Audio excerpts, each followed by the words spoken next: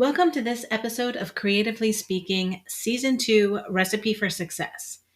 In this episode, I talk with Joni Simon, founder of The Bite Shot and author of Picture Perfect Food. I was so excited to have this interview with Joni. She and I have worked with several mutual clients, but had not connected directly until now. Joni is a photography pro with a diverse background in photography, ranging from commercial and editorial food photography to digital culinary content creation, education, and more. In this interview, we mainly focus on her experience with print work and cookbook photography.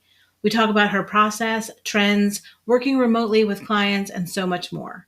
If you are interested in learning how you can work with a food photographer for your cookbook, this episode will not disappoint.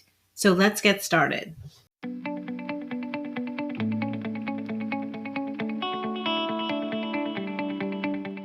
Hi, Joni, and welcome to Creatively Speaking. I'm so excited to have you on the show today. Oh, it's such a treat. Thanks for having me, Leanna.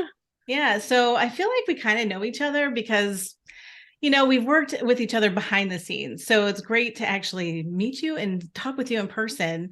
So I appreciate the time that you're going to take to talk about what you do with my audience. So just to get it started, I'd love to hear a little bit about you and what you do and a little bit about the business that you're running. Yeah, so I am a food photographer. That's usually how I introduce myself when people ask what I do. I think, like a lot of creative people out there these days, my job and my work is very multifaceted. So that can take all sorts of different forms and functions. But yeah, for all intents and purposes, if there's cameras involved and food involved, I'm pretty much a happy camper. And the way that we've had the opportunity to work together is specifically photographing for cookbooks, which I've had the honor of photographing a number of cookbooks at this point. And it seems like it's sort of like a one a year for my trajectory in terms of pacing, because as you well know, cookbooks are quite a project, a labor of love. And so fitting them in the midst of all the other commitments I have in terms of commercial photography clients. So whether that be brands or products, restaurants, other people who need marketing materials with food imagery in them, as well as a number of bloggers. And then I also teach food photography through my platform called The Bite Shot, which is sort of known for its YouTube channel and teaching all about food photography. Your background is so robust, and I absolutely love it because you actually were a food blogger, right? Like, so you Was. came, you this world you started like almost behind the camera, and you're still behind the camera, but in a different way, like creating content as a food blogger. What do you think that experience has helped in building the business that you have today? Yeah, absolutely. Yeah, because I did not set out, in college going, I'm going to be a food photographer. I'm going to be a content creator when I grow up. I mean, I studied counseling and I have an undergrad degree in art history. And so certainly those inform a certain amount of just like the creative skills that I have. But yeah, I was around 2000. I'm trying to even think of the timing, maybe 2005, 2007, like blogs were just getting started. And as Yeah. somebody who was living on the East Coast and I had family back in Arizona where I live now, I wanted to share with them like what I was cooking and what I was eating. And I was also a newlywed. And so I was just creating content on these new things called blogs, which, you look back to the photography of blogs circa 2005, 2007, and it was pretty horrendous, right? Yeah. A little White cringy. balance. Yeah. Totally so cringy. But I got myself a little point and shoot camera and I was learning things and certainly using my background in art history to sort of inform just creative choices. But then suddenly noticing that people were getting really serious about this blogging thing and people were making serious money doing this blogging thing. And so I had continued my trajectory in the realm of higher education, student administration, was enjoying that work, but not finding a lot of fulfillment from it financially. So went and worked for the family business in sales and restaurant technology, exposing me to the restaurant world. And all along that path, having a camera in my hands, because of course, like the way that I grew up and the generation I'm a part of, we're capturing all of this and putting it on the internet. And as I continue to spend more time behind the camera in this blogging world, content creation, obviously Instagram came on the scene, and that really helped to just make a lot of connections too, because I'm creating these images and people are suddenly going, oh, we love your photography. Like, you're a photographer. I'm like, I'm a what? Like, what are you talking about? But that's sort of how it progressed, is that, yeah, eventually there were people who are like, oh, we want to hire you to take photos for us. I'm like, oh my gosh, who even knew that this was an entire industry, a business? But coming back to sort of the idea of food blogging is, I'd done recipe blogging myself, and I'd gone through everything that it takes to understand SEO and the back end of a blog, and like all of the unglamorous, not super fun. It's a whole other language. Yeah. Totally. And so I understand, though, what is required on that end. Granted, I never ended up being, doing that professionally. I just didn't enjoy the writing part of it as much, and recipe development just really wasn't my scheme, but taking pictures. And so it's really fun now getting to work with professional bloggers, other media outlets, and understanding what it is specifically from a digital perspective, especially as they're growing and trying to reach audiences and trying to get the attention of humans on the internet. I understand what is required for that because of my background. And that also really helps to, I think, inform just not only creative decisions and art direction, but also just from a technical perspective of, when I talk to a food blogger, I know what their struggles are. I know what their challenges are. I know what they're trying to accomplish. And so it gives us a common language to work from. Oh yeah. And it's so interesting too, like going back to something you said, where it's like other people are the ones saying to you, oh, you're a photographer. And that really is like this insight into what how other people are viewing you, and taking that and going with it, because you could have easily said, no, I'm not, but you really stepped into that. And I think that is something to be said for, because just following your path, or following a path that you think is supposed to be what you're going to do, but then seeing all the little nuances and taking from it something that you love and really building on that. I feel like that's kind of something that's even happened with my business, because I come from a traditional design background. I've worked for museums and ad agencies and magazines and publishers, and I've seen this kind of full circle. People are like, well, you're a cookbook designer, you're this, and it's interesting because to hear what people see you as, and it's sometimes it is just in the sort of lane that they've kind of experienced you. So some people think of me as a print designer, some think of me as a web designer, some think so it's quite interesting. But it's like what you really step into, that and what you find that joy from, which is something that we've kind of circled back to print. And that's really why I wanted to chat with you, because even for you did all this digital work, and then you actually have your own book. And so was that kind of what got you started into book photography, like making the not switch, because you do both, you do more than that, you do the YouTube channel and videos, but what took you from that first step from doing a lot of online digital work to print work? Or have you always been doing print work? Yeah, so the very first print work I did was for a marshmallow cookbook. Oh. I'm trying to think of the year that was published. That must have been around 2014, 2015. And it was a local mom and pop shop. They are known for their marshmallows, super cute branding, really fun outlet. And I'd connected with them at a local food festival because at the time I was working in sales, selling point of sale systems to restaurants. And so I was just doing a lot of networking in the local food scene, which I would say for anybody who's looking to specialize in anything food related, like networking is so valuable.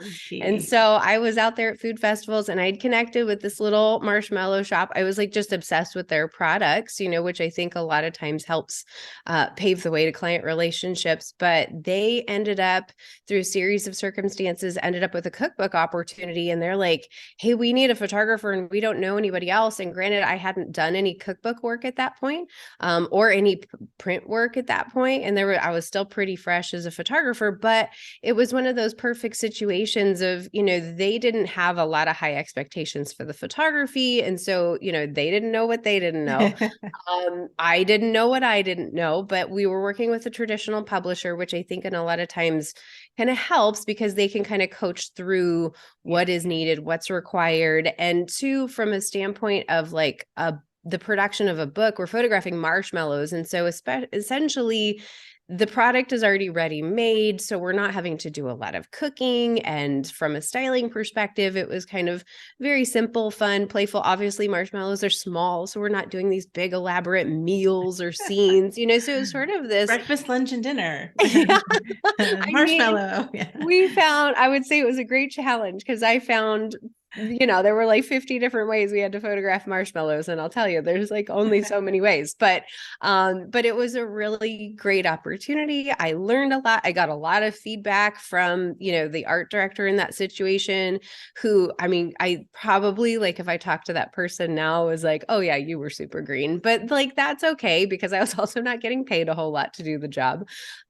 Pretty much I did a lot of that work on trade and marshmallows, but that's great. So it was, that was a great first experience. And so from that, because I think one of the things that a lot of times talking to other food photographers, they're like, how do I get into the publishing and to the print work? And I said, it really does help to have some experience under your belt, which you're like, well, how do I get experience if I don't have experience? And I was like, I know. Right. And so I was just very fortunate, but I always come back to like, you never know who in your future is going to end up doing a cookbook, because I think pretty much at this point, every cookbook that I've ever photographed has been a result of a networking with an author who then brought me in later on. Because then the second cookbook that I photographed, was with sort of, they're like a hybrid publishing model. So they, they do a lot of the production, they have an art director and they do the design. But you're doing a lot more as the author of like the financial inputs to bring that book to life. But they were a wonderful publisher to work with. And that was photographing 50 local dishes from different restaurants here in the Phoenix area. So I was interfacing with 50 different chefs, and it was a wild and fun experience. But again, that one too, working really closely with such an excellent designer and art director really helped get in my mind, like, what are these people looking for? Because it's very different. There's a lot of similarity, but there are definitely different things that somebody in a print world, and there's different language and there's different speak and particulars. And so that book in particular, I learned so much because I'd had a really great relationship with the creative director on that job. And we're going to be doing some other cookbooks later this year together. So that was a really great now, did they find you, or did you, like, how did that relationship start? Yep. So that was the author once again. So she was a local food blogger and food writer for the different magazines in town. And I had met her and networked with her over the years. And, you meet these people and you don't go, oh, she's going to create a cookbook someday. I actually never would have thought of her as creating a cookbook, but the opportunity came, and this publisher was looking for, they were kind of publishing in different cities. And so when they came to Phoenix, well, Christina is the go-to food writer in Phoenix. And then she's like, well, who's my favorite food photographer? Well, we had a relationship there. And so that was another, I would say those two really cemented then my experience and expertise and being able to understand what it takes to really produce photography specifically for a cookbook or print work. Yeah. And what do you think what is the difference? Like, what is the different approach that you have to take for digital versus print? Yeah, well, I would say, the sort of fact of print is so much more permanent. Yes. And that, you really want to be thinking toward just the layout is going to be so different, specific. And I think every book has been different in terms of the way that it's been approached. There was one that I did for an author who's based in Australia, and it was all of these like over the top, elegant desserts. And I hired a special pastry chef. And that one, they already had the layout before I was even brought in. Like Oh, it wow. was already written, it was laid out. We knew exactly where the photos were going. And there was a lot of incorporation. It was very, for anybody who's familiar with Donna Hay, Yeah. there was a lot of inspiration taken from some of her cookbooks that it's so beautiful how the photography is underlaid the copy in some places, Yeah. not just in the chapter areas, but even recipes themselves that are overlaid in sort of a void, like a negative space area in an image. But in order to do that well, you really have to know exactly like, where is everything going compositionally? I mean, you can fudge certain things in post and Photoshop, but it really helps to photograph to that layout. Whereas photographing for my own book, it was pretty like standard, like here's an image, here's an image, here's an image. And so we're shooting everything in a roughly square format. But with the cognizant, I think I'm always hyper aware when shooting a cookbook or anything for print is making sure I have more space than I need, and a couple extra variations that I need. I can't tell you how many times we've gone and we've shot something and we're like, okay, we got that great vertical. And then suddenly, at the, after we've done all the photography, everything's been delivered, and they're like, you know what?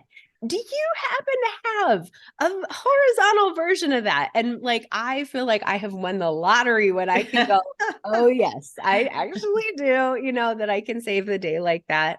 And I will say something too that's been really helpful in the book world too is just having a higher resolution camera, Mhm. so that we have some of that forgiveness too, that if we have, like, there was a situation where we shot something that they specifically wanted as a 2-page spread inside the book, and then they decided they also wanted it as the cover photo. Well, we shot that horizontally, and so Yeah. then they needed a vertical version of that. And so I was fortunate enough, the way that it was shot and the resolution that it was shot at, it was able to be adapted, which, whew, talk Yeah. about, Like a little panic moment there, like, oh no, and this is going to be the cover. Let's see if we can make it work.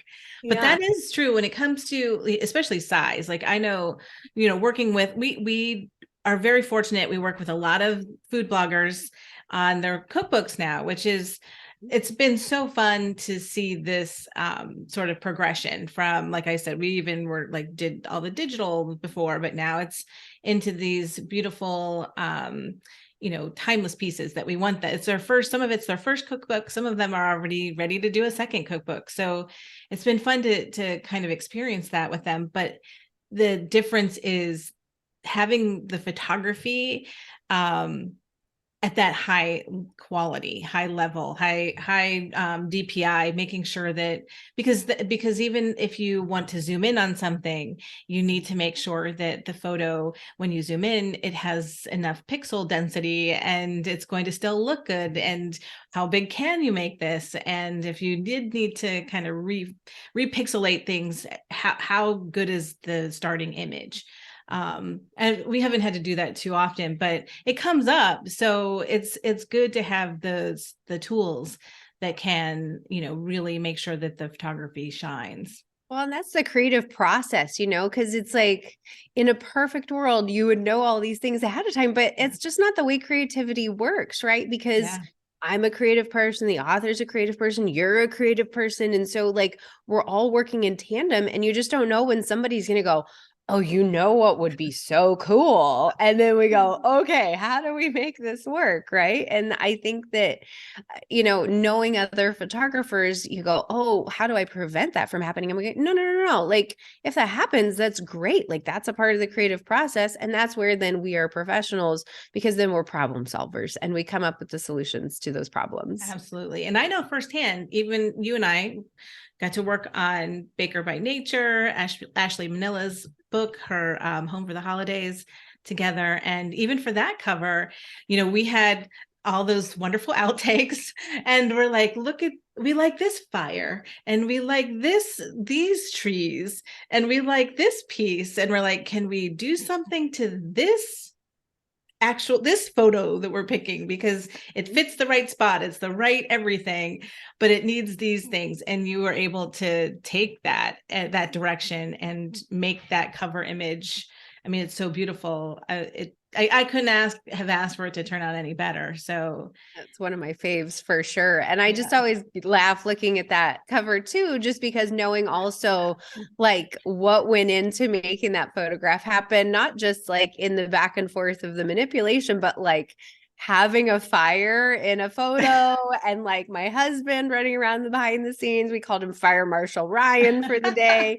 And it was like an 85, it was unseasonable. I mean, it's Phoenix. And so, but it was like Phoenix in December was just unseasonably warm. So it's like 85 degrees. We're all So like funny. melting and dying. And we got this roaring fire. And we're like, no, it's roaring too much. You need to It's realize roaring too much. now it's too dead. We're like trying to control fire. It was fantastic. So I'm so pleased when, things like that, people just like have no idea. Yeah. And that actually wasn't even, that wasn't the idea, actually, that photo to be on the cover. We actually were thinking of putting something else on the cover. So we were so happy when that worked out, because and that, just like you said, that whole creative vision, right? Like, I know Ashley had an idea of what she wanted, but the photo just wasn't, it wasn't the right photo. Like, and we all knew it, like, as we were putting type on it, and we're like, we love this photo, but I don't think it's the right one. And so you have to really kind of be okay with letting go of something that might not be the perfect one, because I do think we landed with the perfect photo.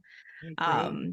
But Yeah. going back, like, I have a question about like style. So Mm-hmm. I know when I worked with you, well, I think you and Ashley had probably started, I think maybe on photos before Mm-hmm. we had started the book.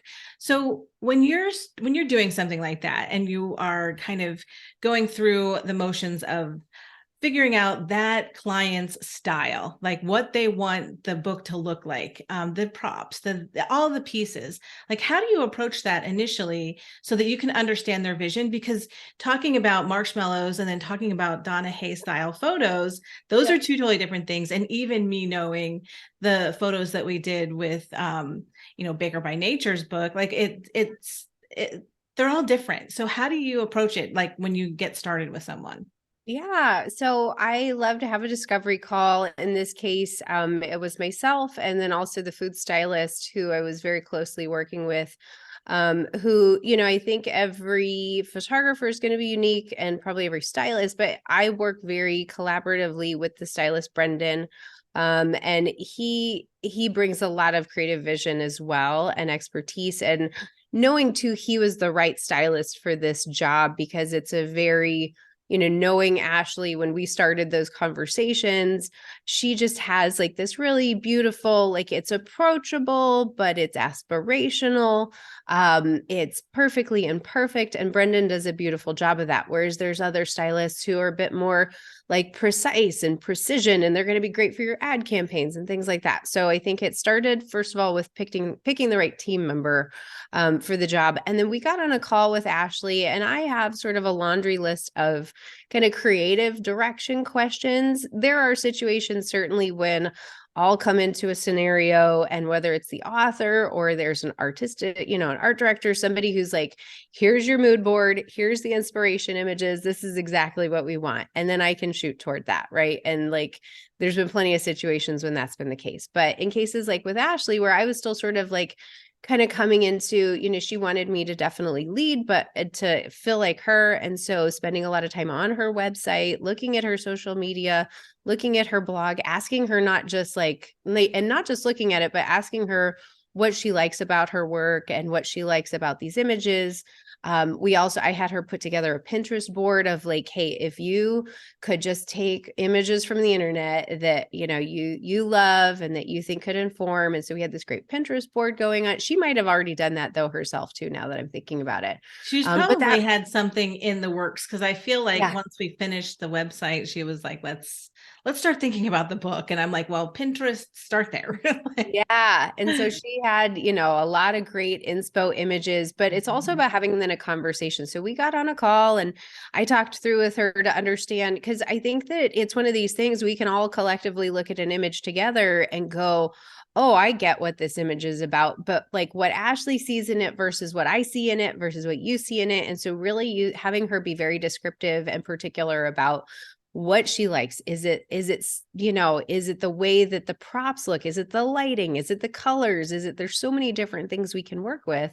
And so, but then I start to pick up those common threads. I also asked her, and something that I've started doing with other clients as well is, what are cookbooks that you love? Like if you were to, think of cookbooks that are in your own collection that you're like, oh, if mine, emulated that. And so there were two different cookbooks that she had sent that I was like, oh, I'd never heard of these cookbooks. They were really unique and they were very different.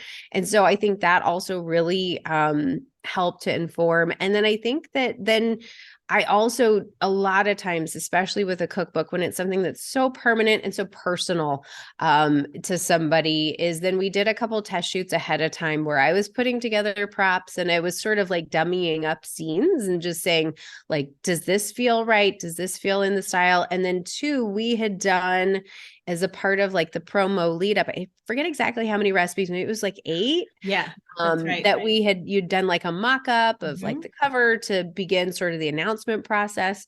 And so I knew in advance, like, okay, we're going to be shooting these 8 recipes next week. So what I'm going to do is I'm going to pull props and backdrops and put together just some different options and send them her way. And so she would have these galleries they didn't have any food in them, but she could essentially get the idea of like, oh, what kind of combo of things do you like specifically for this hot chocolate?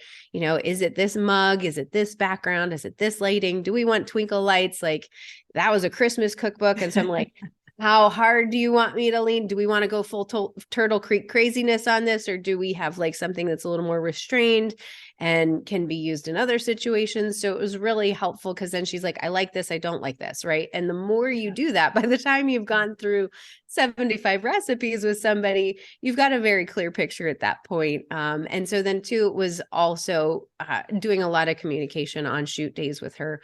And she was very specific, which is so helpful to me. I think that working with authors who are able to clearly tell me like, yes, I like this. No, I don't like this. And I don't take those things personally, right?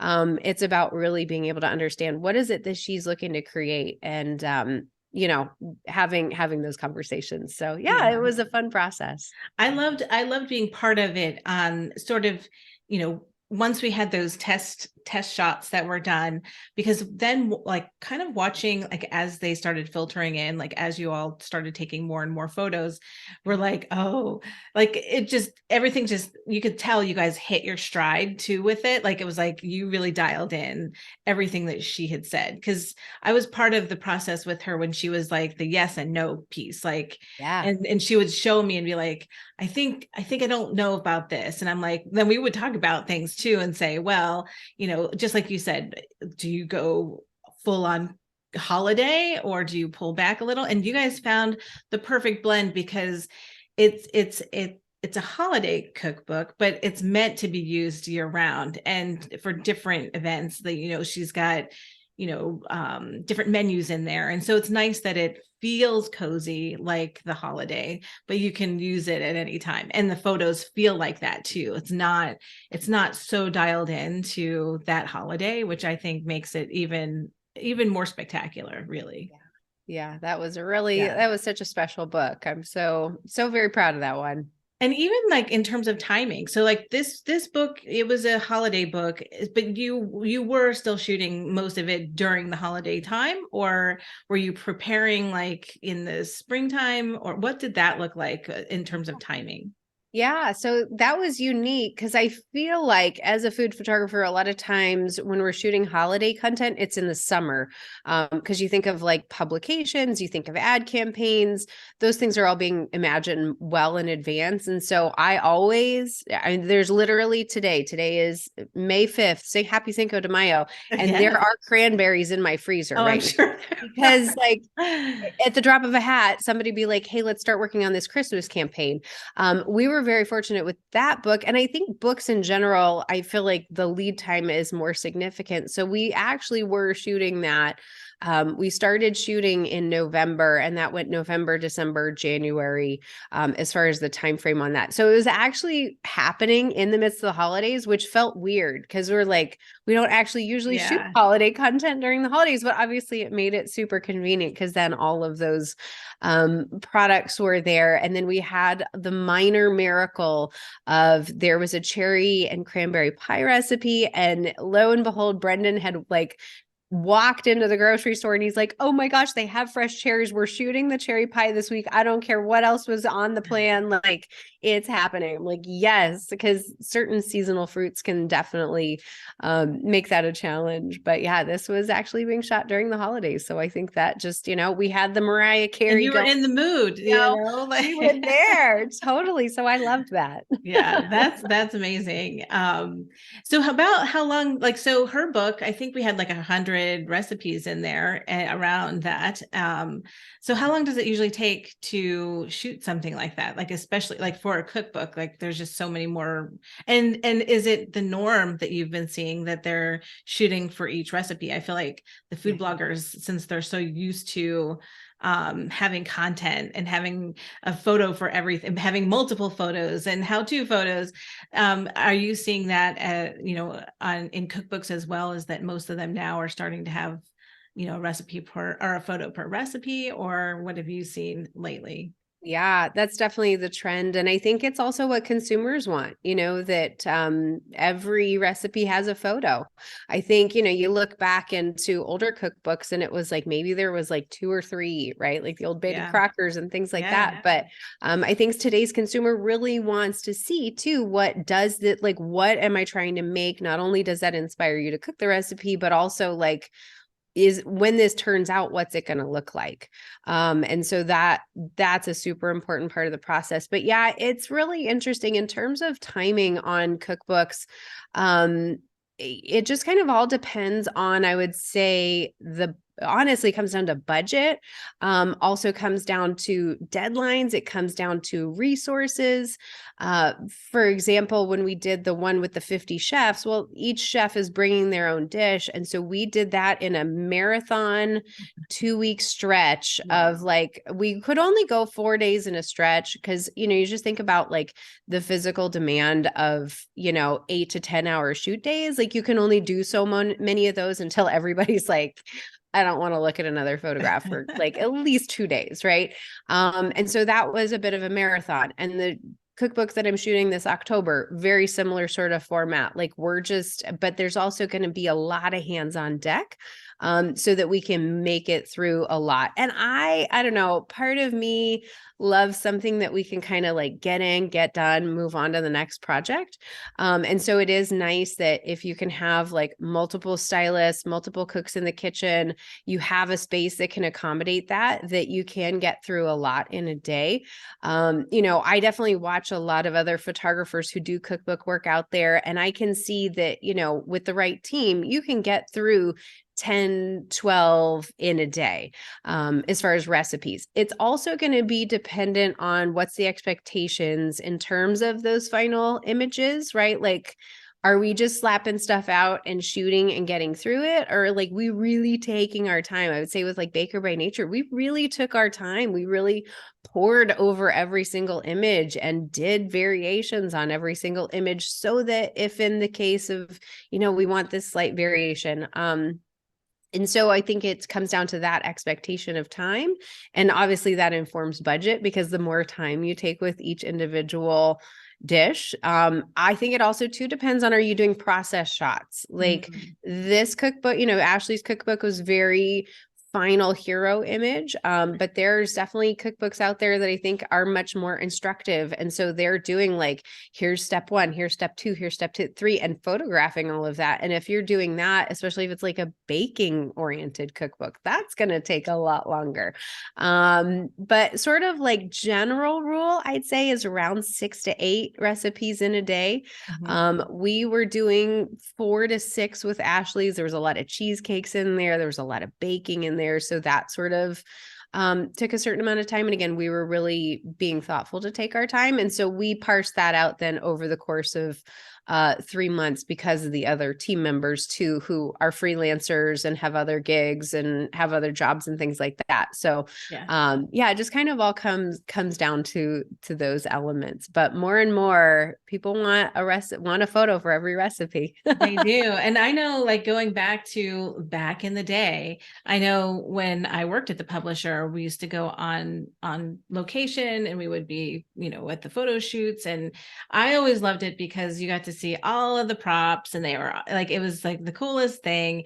And you got to talk, there's somebody over there cooking, and then they're, like making sure that, and then, it's like this, okay, there's a moment when after we do this, we can't do this anymore. Like, it's like pouring of the syrup or the this or the that. And it's like, everyone's like, kind of like, okay, Moment of yeah, truth. here it is. Like, let's see how this goes, and then everyone's like back behind the camera, like looking at the outtakes, and we're like, oh, this is going to be so good. But we probably had like 25 photos. Like, we couldn't, it's so interesting to see the difference now, and it's great that it is available for people to receive these cookbooks that are just so beautifully shot and thoughtfully shot. I think that's the other side of it, to have something to represent, if not everything, almost everything. So Absolutely. I totally, I love that too. And I also love to sometimes, like I worked on a different type of book with an author, and she was a painter. So she was able to also add in, hand paintings and textile type of things. And then it's just fun to see, what elements can then be drawn into these cookbooks and to make them, special in different ways. Yeah, absolutely. That reminds me of the salt, fat, heat, acid cookbooks. I Yeah. mean, and there's all those beautiful illustrations. So I Yep. think that, we're going to continue to see the evolution of the expectations of cookbooks or the innovations of cookbooks, and I'm all for it. Yeah. One thing I've noticed, so I went to the bookstore. I love going to the bookstore, Oh, and I always end up in the cookbook section looking for inspiration. But I'd love to hear your thoughts on this. I have seen some trends in photography lately, yeah. and so I've seen a lot of cookbooks where they're almost they're almost like diffused. They feel like it's almost like 50s type of Yeah. um photography and grainy, and then on top of that they may be using like an uncoated paper. Yeah. And so the food to me doesn't look real, like. And so I'm curious, have you seen, have people been coming to you, if they did come to you asking for a certain style? Are there things that maybe you don't do, or like, how do you approach it when somebody comes and they want something that's really styled like that? Like, that's, Oh I'm yeah. I mean, curious. that's super fun for me. And so I think it's funny, there's different photographers who are very specific. Like, this is the style of work that I do. This is what I get hired to do. Take it or leave it. Whereas I'm much more of I would say a generalist in a lot of ways, because I really can like go this direction. You want it grainy? Great. I Yeah, can that's make it grainy. awesome. You want some hard light? Let's do it. I mean, we're seeing too, I think, a lot of color blocking. We're Yes. seeing a lot of the hard light. And it's interesting too, because, my husband too is not a part of this industry other than being married to me. And it's so funny, as there's different cookbooks that I see coming out, and I'll go, oh, I get so excited because there's different photographers who I just love their work. And so I will order the cookbook specifically for the photography. And then I just remember, this is a number of months ago, I ordered one and it came, and I was like, oh, look at this. And this is beautiful. And it's very different. Right. And so I showed it to him, and he's like, I don't know, the food just doesn't look that good. And I was like, really? But he's a bit more of a traditionalist, Yeah. So it's really interesting I think there's no right or wrong. And yeah, I'm up for whatever direction somebody wants to take things. Yeah. It's really interesting though to see what is coming out, because I feel like I don't know. I love seeing the trends that are happening. They were, and to actually, be able to notice them too, to see what is going on, especially in food photography. I think it has changed. Yeah. In some respects it has, but But you have a studio, so you do everything on your location, right? For the Well, for the most part. most part, and Yeah. yeah. So you have a team that works with you. So when somebody comes to you with their cookbook, obviously they need, all of the grocery shopping and all. So your team takes care of all of that. Yeah. It depends. I would say it comes down to every client's going to be unique. And so I start out every, opportunity with a conversation just to understand, first of all, what's their expectations? Because I definitely know there's plenty of folks who like, they want to be the one doing the food. They don't want to outsource that part of it. Mm-hmm. They love that part of it. And so I don't want to take that away from somebody who loves that. But there's other people who are, I've now done 3 cookbooks remote where the client was never physically with us. And this, we were all doing this via the internet, which is Yeah. amazing. And so then in those cases, we are doing absolutely everything, which I'd say offloads and allows somebody who doesn't get as excited about that work can go do all the other things that they've got in the course of a day. So I think it really depends. So that's where it starts with just a conversation of what's their expectations? What are they hoping for? It also too comes down to budget. Obviously, if our team is doing the shopping and the cooking and the prep and all of that. But I would say too, one of the things that is nice about working with a team like ours is that we've done this a lot of times before and we are a well-oiled machine. And so we know how to make the most of that time. We know how to source these things. We know how to make a certain amount of those things easier. And it's also one of these things too, you look at, I think one of the big misconceptions is, working directly, like either doing it yourself or doing it just with a photographer and, maybe the two of you doing it together, is that there is sort of this ability to do more in the course of a day, the more hands you get. And that actually does, especially in the context of a cookbook where you are producing so many images, that it actually becomes more affordable the larger the team gets, Yeah. because you're hiring production assistants and cooks, maybe at $300, $500 a day versus the photographer's rate, which would be, $1,200, $1,500, $2,000 a day. So it just kind of all depends on, budget and expectations. But yeah, definitely it's all about having that conversation to understand what are they hoping for, because, certainly if there was somebody here who's local and there's actually, it ended up falling apart, but there was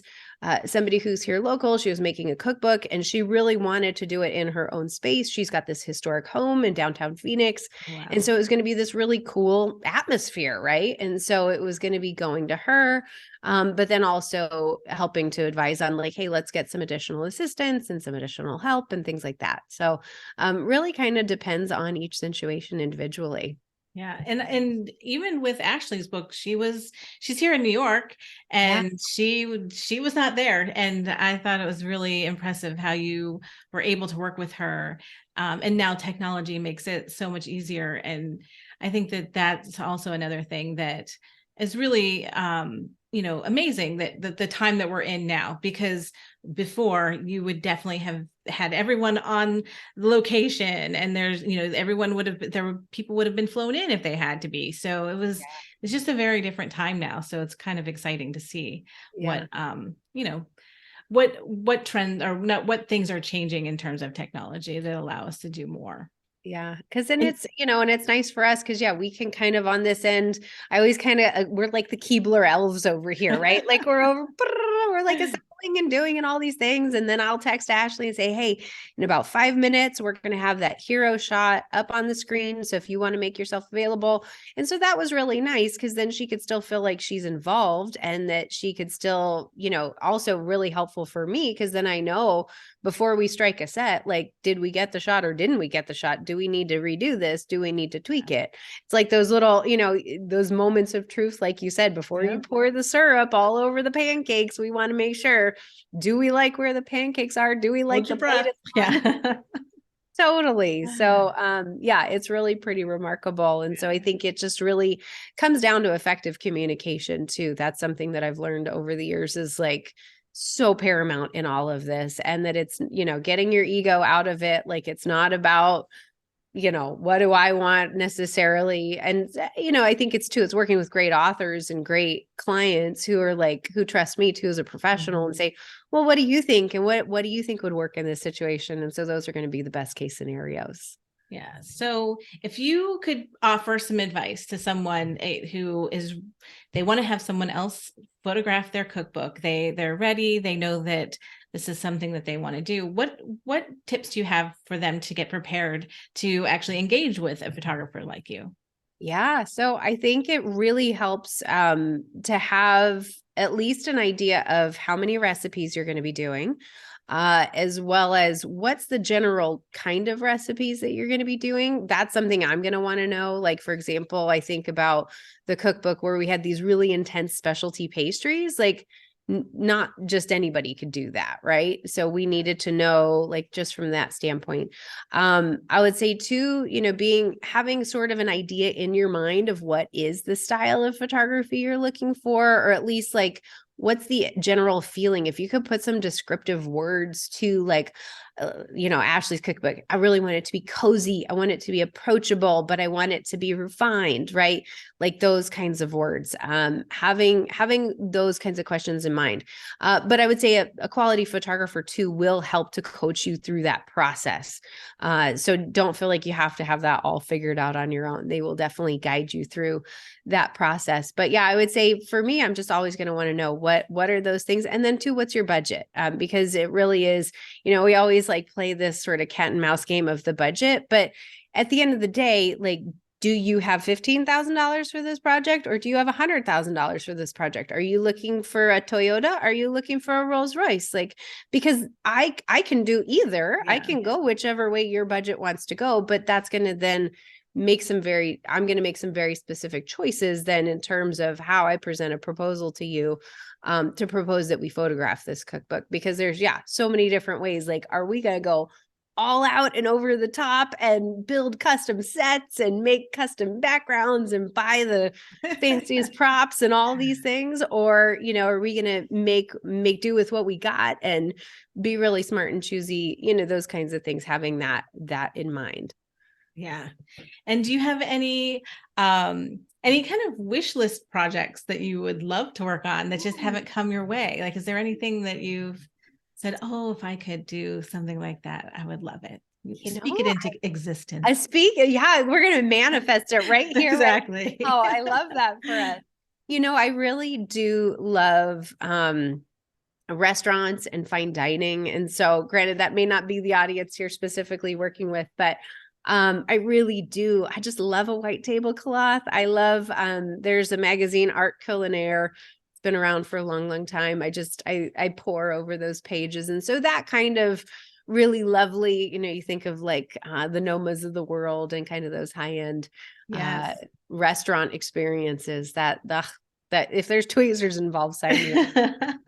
Well, we're gonna manifest that one. I love that. We're calling it in, and I feel like I know in even our first season of interview guests that we had, a few of them had said, "Oh, and in the future I would like to do this," or I will, and it all came to fruition. So I do think there's a little magic in these interviews. So I love that, Leanna. That's amazing. But I really value your time. I think you are so talented, you and your team.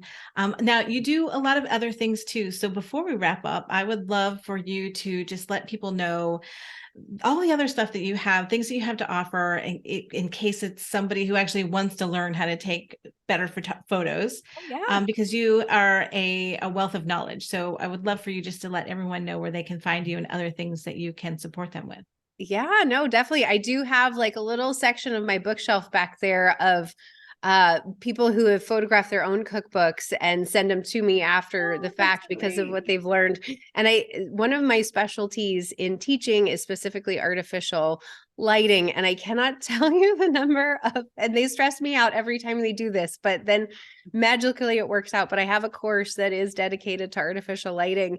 And so I can't tell you the number of cookbook authors who are I'm going to need consistency across 50 to 100 recipes in my cookbook, and I need to figure out lighting.